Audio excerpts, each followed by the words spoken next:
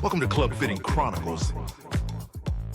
Greetings and welcome to another fun-filled adventure with Club Fitting Chronicles. This is Gene. I'm sure you recognize me by now. And Josh is in Oklahoma today and for the next week, working with his golf team that he is helping coach. And so he isn't able to join us. But today we have a fun-filled episode. We have the graphic arts department from Club Fitting Chronicles got together and did some drawings, and we are going to be talking about, is it the driver or is it the drivee? Now, speaking from experience, everyone tells me it's the drivee. Speaking from experience, most of the time it's the driver. We're going to talk about things you should be looking at, things you can help your friends look at to determine which is it.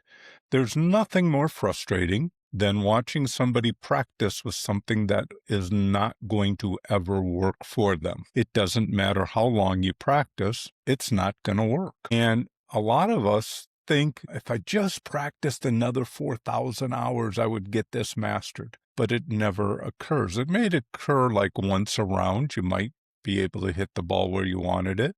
But for the most part, that doesn't happen. And so we're going to talk about what things could be wrong and what things would you might want to think about if you were going to change drivers. Now, I realize a lot of you, the snow is finally melting. Here we have grasshopper season. The other day on the golf course, I think Bill took a video and there were hundreds and hundreds of grasshoppers scattering about. It was 100 degrees. And again, I'm not rubbing it in, but I did to my friends, informing them it was 95 degrees warmer here than it was there. But anyway, this is the time of the year where people start to think, do I need to get something different? So I have a checklist, and we're going to go through and talk about what things do you need to be looking at. First thing, easiest thing, your grip. Not your grip the way you hold the club, because I can't see that. Hopefully you're not holding it like, top hand is like this, or the bottom hand is like this, or you're like this and this. Hopefully you recognize what a good grip looks like. You got the V on your top hand going like in between your chin and your right shoulder if you're right-hander, and you got the bottom grip kind of matched up to that V between your first finger and your thumb. So hopefully you have that. But the grip itself, is the grip showing wear? Like there's spots of the grip that are missing. There are shiny spots. If that's the case, chances are the grip size is wrong. What does that mean for the golfer? It means that you readjust the club sometime during your swing. Your hands are moving. The friction is causing that wear on the grip. The other way to tell is I go through a golf grip like every a golf glove every 2 or 3 rounds of golf. I start to wear a new hole in it. That tells you something. It tells you that the grip is wrong, the wrong size for your hands. What does that again mean? If I'm opening my hands, generally speaking, what golfers tend to do when the grip is small, they'll tend to come around the grip this way. And the tendency is you close the face a little bit more. Going the other way, if the grip's too big, you kind of adjust it, catching onto my cords and ripping my Band-Aids off. Going this way, you open up the face. And it's the regripping part that can help cause some of the problem. The other thing we've talked about thousands of times, you took the original grip off the club and you put a mid-size or a jumbo grip on it, and you did nothing else to change the golf club. You have lost swing weight. Swing weight is the amount of head I feel. That can be a problem. A simple test you can do at home, don't try to swing it, especially don't swing it indoors, don't swing it at a window, don't swing it anywhere. Get a quarter, get a coin, tape it to the top, and just hold it out. Do I feel more of the club head? Get another coin. Find out how many coins it takes before you go, yes, I like that. That would be wonderful.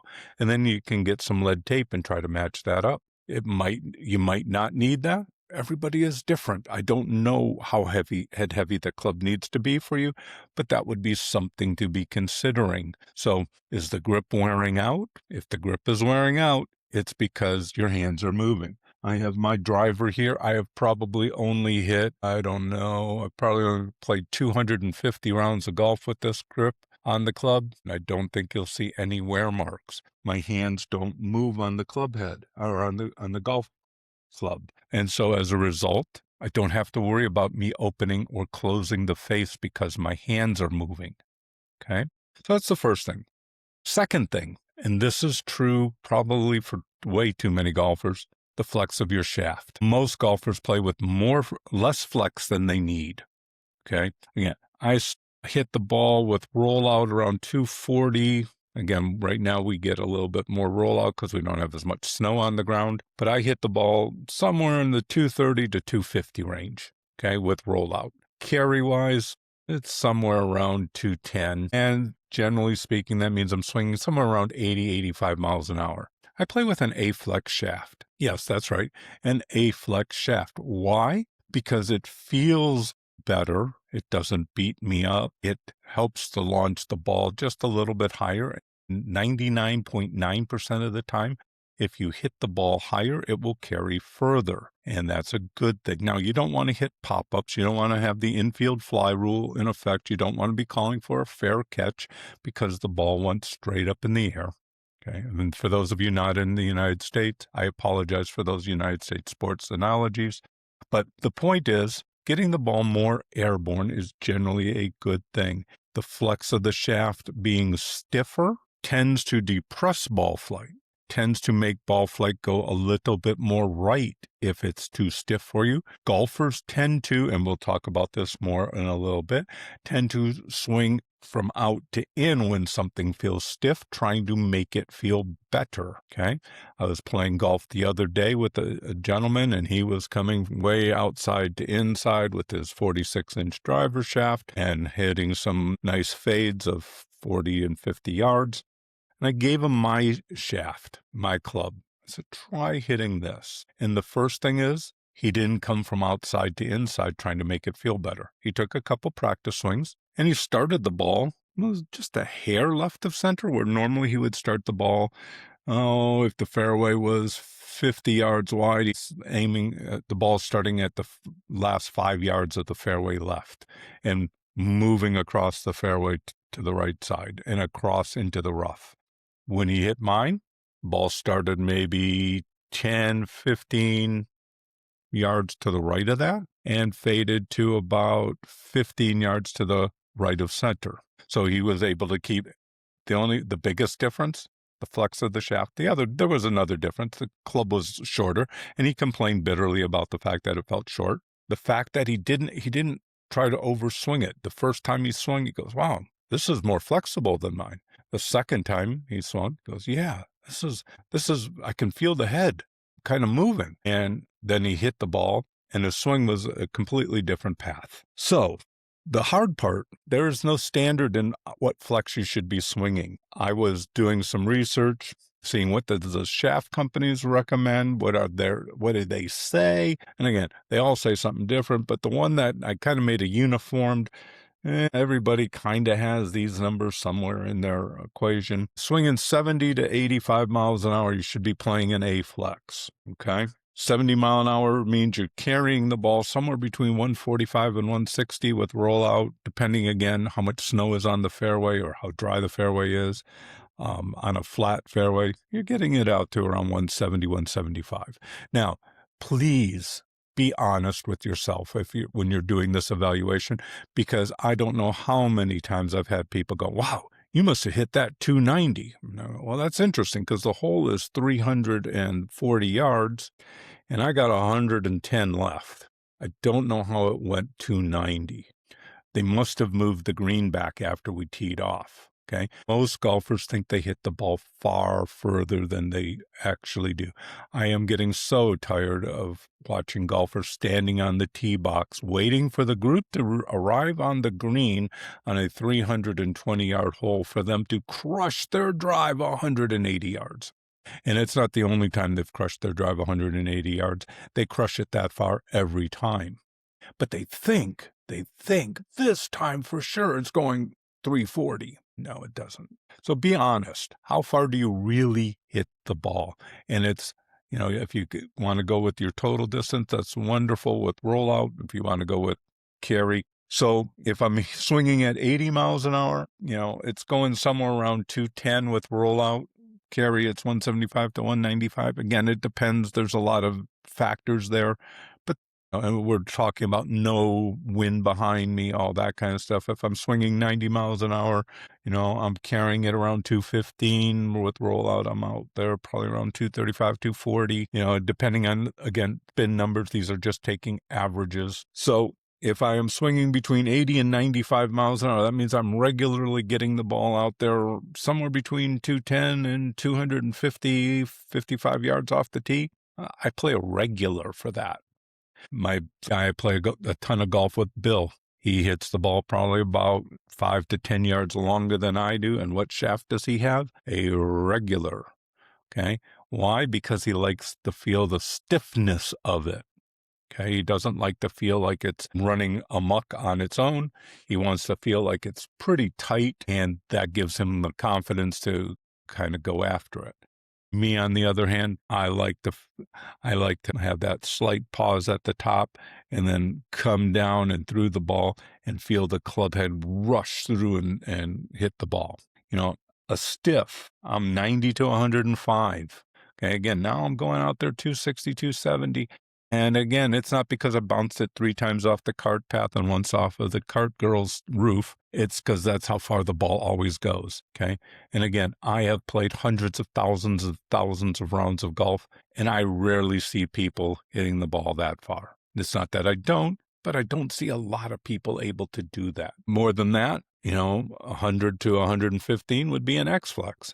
And again, Josh, his club head speed, he can carry the ball around 300 yards. And he uses a stiff. Why? Because it gives him a more feeling of confidence, and it's less, I gotta move this thing through the space between the top of my swing and the golf ball to make it feel right, okay?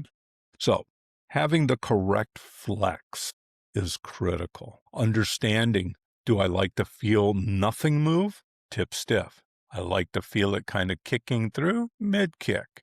I love to feel it kicking through. That would be a high launch shaft, okay? Again, you've heard from Doug.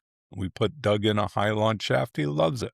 We put him in a very tip soft shaft, and he loves that. He loves anything that kind of helps the ball, him feel like he's getting the ball airborne, and he kills the ball. He outdrives me by 40 yards, okay?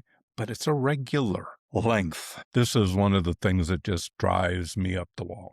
Original length, if you go to the store, 45.75 to 46 inches long, depending again how you measure it. Way too long. Average tour length driver, 44.5. Why? Because they know something that most of us don't think, or at least a lot of us. I know this, but a lot of us don't. A lot of us think if it's longer, there's more time to get the club moving.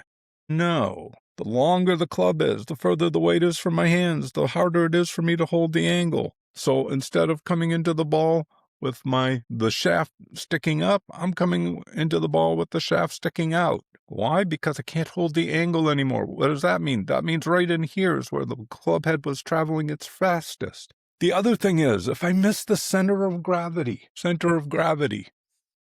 okay, it's a pinprick. It's not a huge, like they show you on the commercials and on the magazine ad, they show you, here's the sweet spot, it's huge. No, it isn't. It's a pinprick, okay? If I miss that pinprick by half an inch, okay, I've lost 4 to 7% of the total distance, depending on which side it is. The heel side costs me more than the toe side. If I hit it out here, 1 inch off center, okay, again, let's see if I have a golf ball that I can give you an example. Oh, as he kills himself with the cord that didn't stretch. So I hit the ball right here. Any of you have ever done that? Hit the ball right there. Any of you ever do that?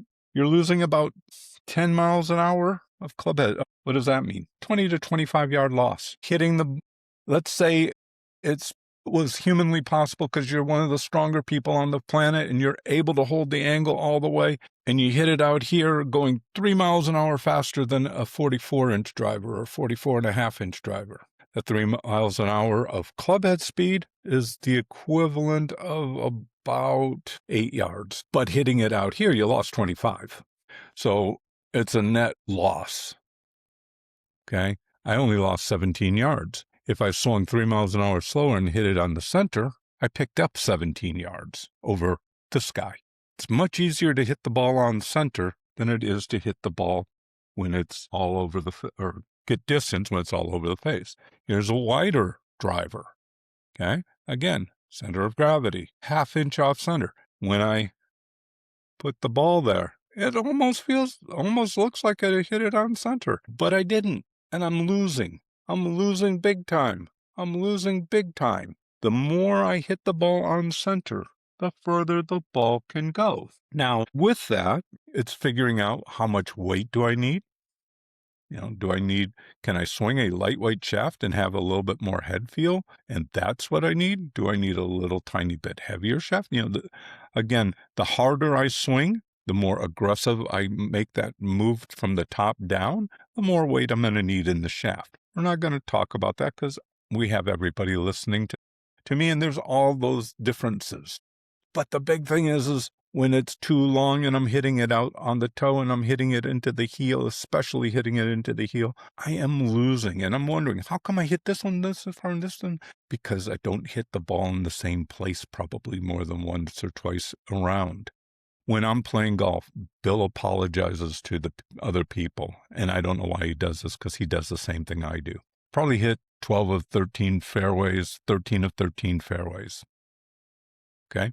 I hit the ball in the center of the face. I know where it's going. It always goes where I think it's going to go. If a wicked miss means I'm 10 yards left or right of where I was aiming because I'm hitting it on center. I'm not getting the gear effect when I hit it out here on the toe. It's not wanting to snap. If I'm hitting it on the heel, it's not helping it to fade. Hitting it in the center, I'm getting the maximum distance and I'm getting accuracy. Most golfers, I'm going to be honest with you, most of you aren't very accurate off the tee, at least not if I've played with you. I haven't seen that. I rarely find somebody who hits more fairways than I do, or Bill does, simply because it's shorter. My good friend Lloyd is out here from Michigan avoiding the snow, and he has his driver's 44 inches, and Lloyd has not played nearly as much golf as I have, and Lloyd is loving the fact that he can now hit a driver and he finds the fairway, and he finds it regularly, where he didn't do that before. What's the difference? It's shorter. Okay? That helps tremendously. But if you're taking your 46-inch driver and you're going, I'm going to cut off 1.5 inches, well, you just lost 9 swing weight points, or roughly 18 grams of head weight. So you don't want to just cut it off and say, oh, that's the answer. You're going to have to figure out, how do I make up that weight? Okay? I need to have the head weight. Putting lead tape on the top and the back of the crown, wonderful. Most of the modern drivers today, it's hard to find places that this lead tape will stick. Put it somewhere where you can get it to stick. That's the biggest thing. Put it somewhere where it will stick. I'm putting it on the top, putting it around the edge, wherever. Okay, any one strip of lead tape is not going to weigh enough to make significant differences. They talk about, if I move the center, if I move too much center of gravity forward, thinking I'm going to lower spin rate, I also make it harder to hit, because now I have more mass concentrated here. And if I hit it out here or hit it on this side, it'll rotate around that. Okay. So that's what the old wooden drivers were. There was a 50-gram plug right behind the face going up from the bottom. And when I hit it off the toe or off the heel, club face spun open quite a bit. Okay. So length is really important. How to tell what's going on. So this is from the art department, and we have 3 different scenarios. Scenario number 1, the swing path is right at the target. Okay, so the line going up from the driver head, that's a beautiful driver head, Mr. Bach, thank you. The driver head, the path is following that same line that I've swung the club on. What should I expect? The ball's going to go pretty darn straight, providing I hit it on center. The second one, the middle one, the swing path, I'm swinging out to the left, but the face is open to that path. Okay, if I'm swinging to the left and the face is open to that path or pointing to the right, what does that do? It's hard when I'm looking at the screen because the screen's showing me everything in reverse. What does that do? That causes a fade. The more I'm swinging left and the more the face is opposite that path to the right, the greater the fade. And then the last one, the exact opposite. Swing path is to the right, the face is closed. It's pointing more left than that. That's going to be a draw. What does that mean for me? Well, if I'm out on the golf course, the starting direction off of my club face tells me is the face square, goes straight ahead. Left means it's closed. Right means it's open. What it does after that tells me what the path compared to the face was. So if it started left but goes right, that tells me I swung even more inside than what the club face was closed at. If I swing to the outside and it hooks, started right and then starts going hard left if you're a right-hander, that tells me I swung out to the right, but the face was closed to that path. That caused the hook. Now, one thing that you need to understand with all that, generally speaking, 90 times out of 100, if I'm hitting fades, and I mean like fades, chances are I'm hitting down on the ball, no matter if it's a 5-yard fade, 10-yard fade, 15-yard fade, 55-yard fade. Generally speaking, if the ball starts straight or starts a little left and fades, most of the time I find that golfer has hit down on the ball. Hitting down on the ball moves the center of gravity of the head, and I'm not going to get into the physics of all that, but it causes you to hit a fade. If I'm hitting up on the ball, so I have a positive attack angle, that generally is going to result in a draw. Why? Because generally speaking, when I'm hitting down, I am pulling across the ball from outside to in, thus creating the spin to put on the golf ball to cause it to fade. If I'm hitting up on the ball, I'm going to have to, it's hard. I can't imagine how you hit up on the ball swinging in. It would feel like you're going to hit yourself. So swinging up, generally speaking, means the ball is going to start to the right. And then if the face is close to that path, it will draw. If it just goes right and just stays straight, that means the face was matched up with the path. Okay. So the thing to understand is, what is causing me my issue? Is it my path that's causing the issue?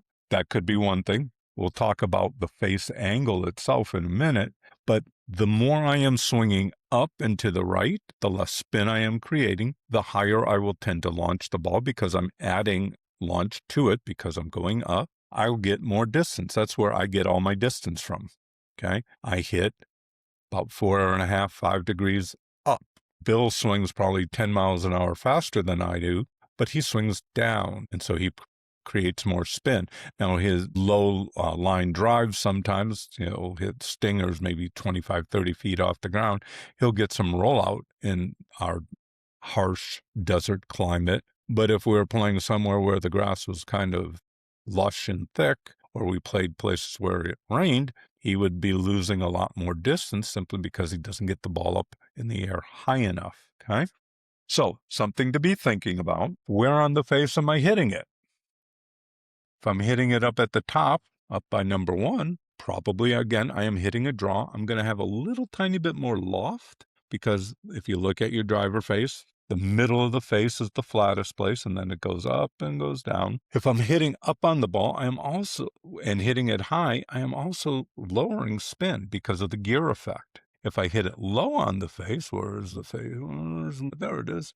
If I'm hitting it where number 3 is, I'm hitting it with less loft than the club head is, quote, designed to have. I will have more spin on the ball. And a lot of people who tend to hit down on the ball, tee the ball down, hit down on the ball, and generally are hitting it in between 2 and 3, creating more spin to go with the more spin based on hitting down on the ball. Hitting it in the middle, number 2, not creating or making more spin naturally or taking off spin. Okay. Pure distance, hitting the ball like just a hair to the toe side of number 1 is probably going to get you the most because you'll get a little tiny bit of draw on that and you might get a little extra run out of that.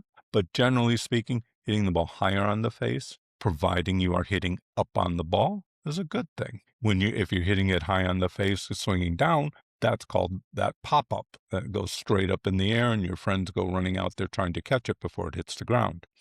Okay, so you don't want that. There's a little example below of hitting the golf ball. So notice if I'm hitting it up and hitting it at like where number 1 is, my spin rate goes down, my distance goes up. If I'm hitting it where number 2 is, my spin rate goes up from that.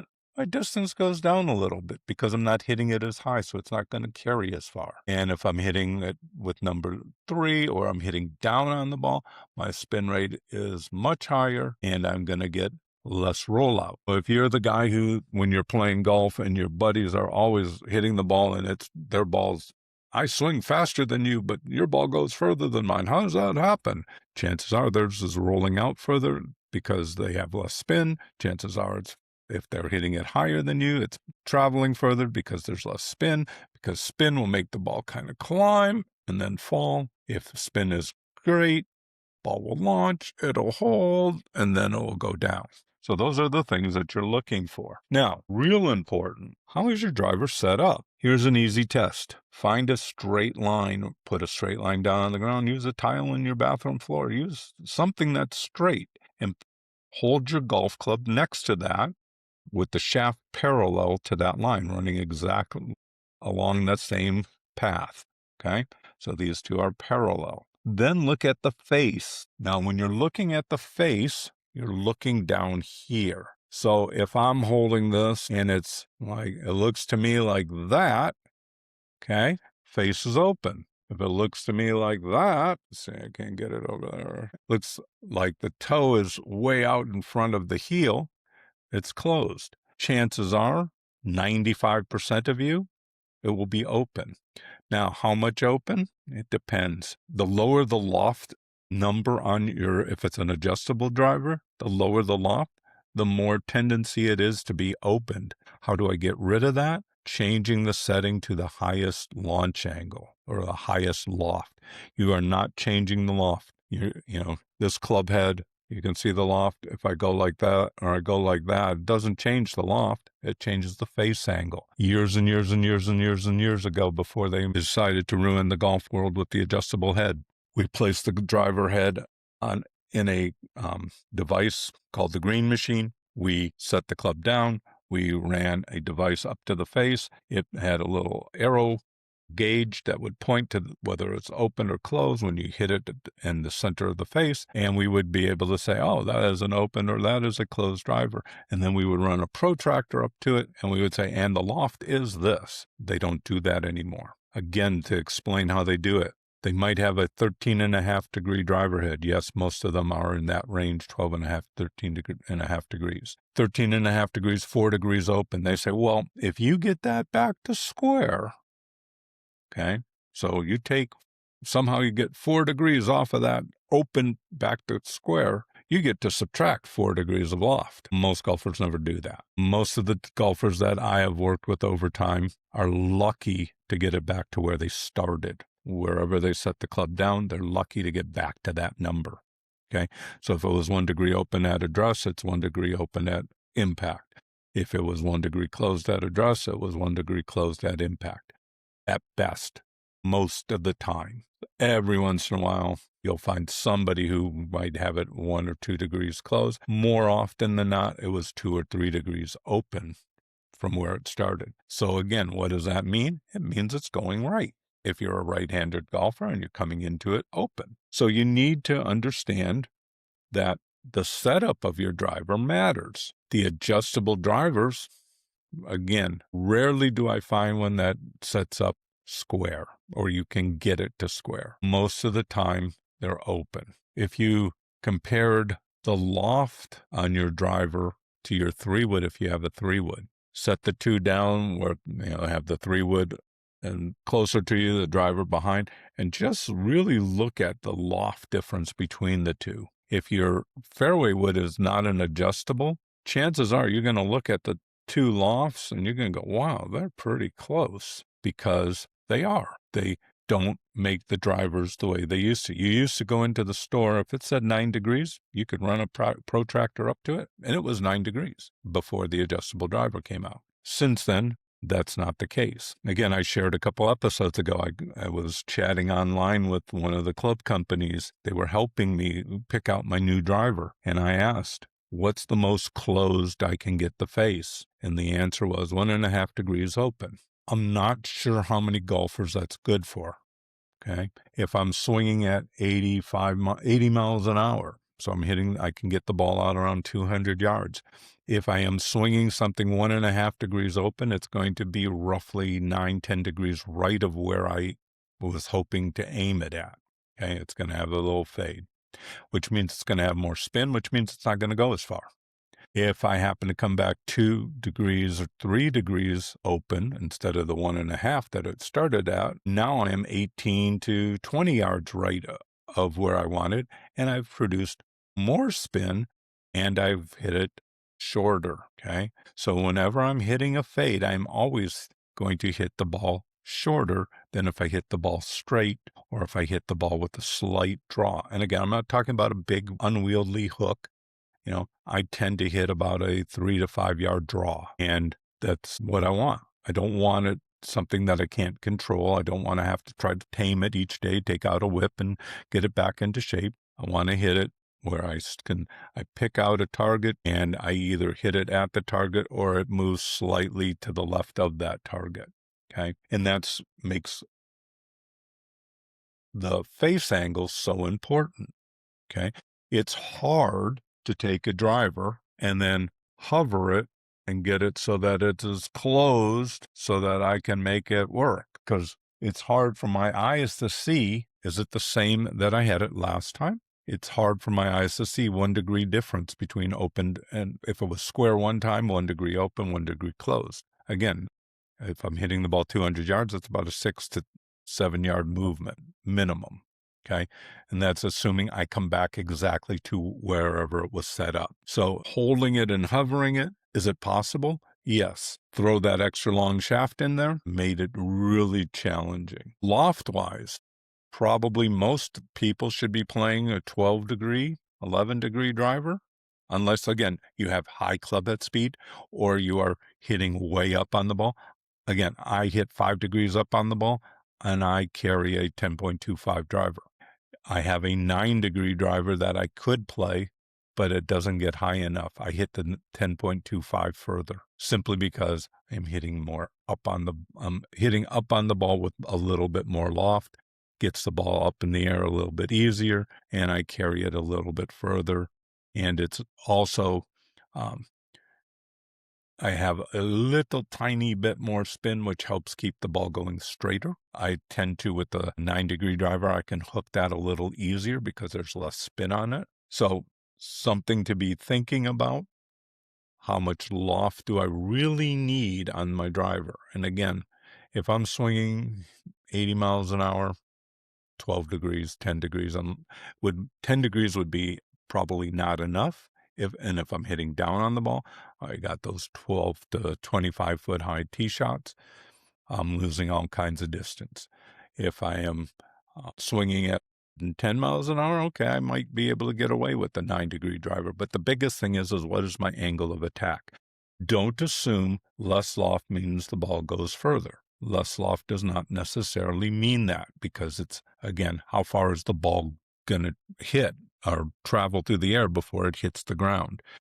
Coming off of the club face, let's pretend we could hit the ball at 100 miles an hour. The club ball's coming off the club face at 150 miles an hour. When it hits the ground, it starts to slow down immediately. Which do I want to have? The ball traveling at 150 miles an hour for an extra 1/10 of a second, 2/10 of a second, 3/10 of a second, 4/10 of a second, 5/10 of a second, a second? Or do I want it on the ground where it's slowing down 39, 25, 30, 15, 10. Okay.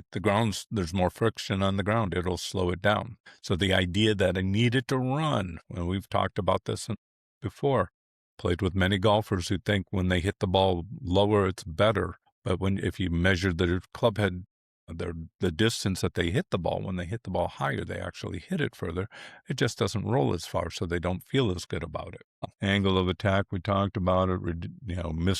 Hitting the ball off the toe or off the heel by an inch, how it kills distance. A good test, go out to either, get some foot spray it on your driver at the driving range, see where impact was. Easier, less expensive test if you have some painter's tape or something, masking tape, just put a piece of masking tape on the face. You're not worried about distance on the driving range. You're worried about where am I hitting it? Look at where impact is, and you'll be able to see, that could be my problem. What is causing that problem? And my guess is shaft flex is not enough. Length is too great. My swing path, because of that. Again, most golfers find it hard to hit up with a 46-inch driver. They tend to pull it in. They tend to swing it slower because they lose the angle because of their swing move. Hopefully, this gives you some good information that you can run with. If you have questions, like always, feel free to send me an email, and I will try to get back to you as soon as humanly possible and answer those questions. More importantly, hope that the snow is melted if you have snow on the ground and it's keeping you from playing. And if it's not keeping you from playing, good. Get out there, enjoy the game. Hope you all have a blessed Easter, as I won't talk to you before that. Josh says to say hello, and he hopes to be back next time. And with that, I love you, Sammy and Emma. Hope everything is going well on your spring break. We don't have to go to school until Tuesday. Yay! Thanks for listening. If you have any questions or comments, don't hesitate to email us. In order for us to continue equipping you with great knowledge and content, consider blessing our show financially by checking out the links in the description below. See you next time on Club Fitting Chronicles.